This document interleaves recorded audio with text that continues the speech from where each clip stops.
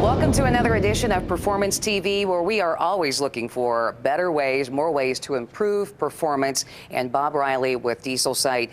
A lot of folks think, hey, how can I turn up my turbo? We know what they mean, but that's not maybe the proper way to think about it or say it.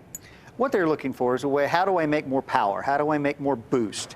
And to make more boost out of a turbo, we generally have to generate more RPMs. That means we need to dump more fuel into it. Problem with dumping more fuel is then we spend too many RPMs and maybe we're overcharging a turbo. Heat, head gasket issues, boot problems, everything else. So what we decided to do was go about it a different way, and how do we make the average guy's turbo, give them what they want, but do it in a way that makes things safer and things live longer. So back in '99, when you got started on all of this, you came up with the concept for the Wicked Wheel. Yes, the stock turbos had a problem with compressor surge, what we called it. When the people put chips on it or they'd tow, you'd hear like a chatter out of the turbo. That was really hard on the turbochargers, and it was bad for performance. This was the original wheel that came in those trucks. We found a wheel in the early model trucks, and a lot of us still call them OBSs, the 94 through 97 model trucks.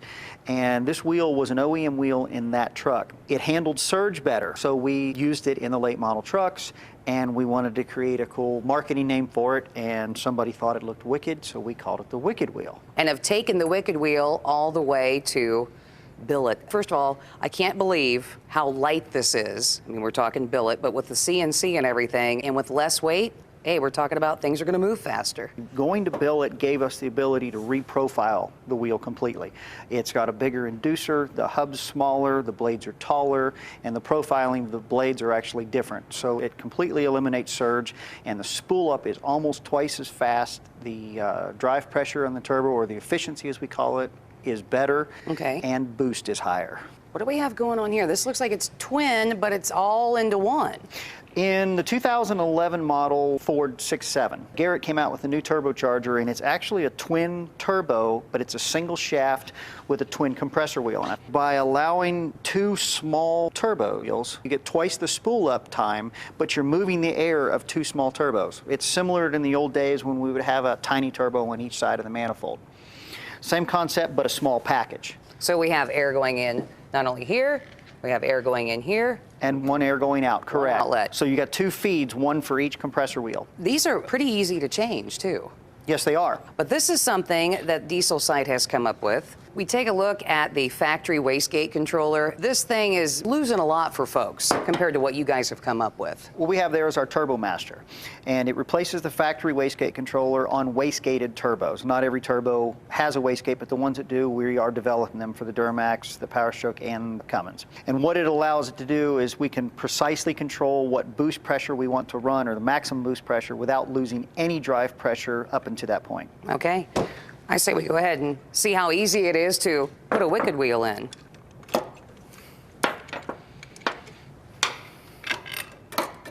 Everyone's going to be a little bit different, but for this one, we only have the one nut down here on the bottom.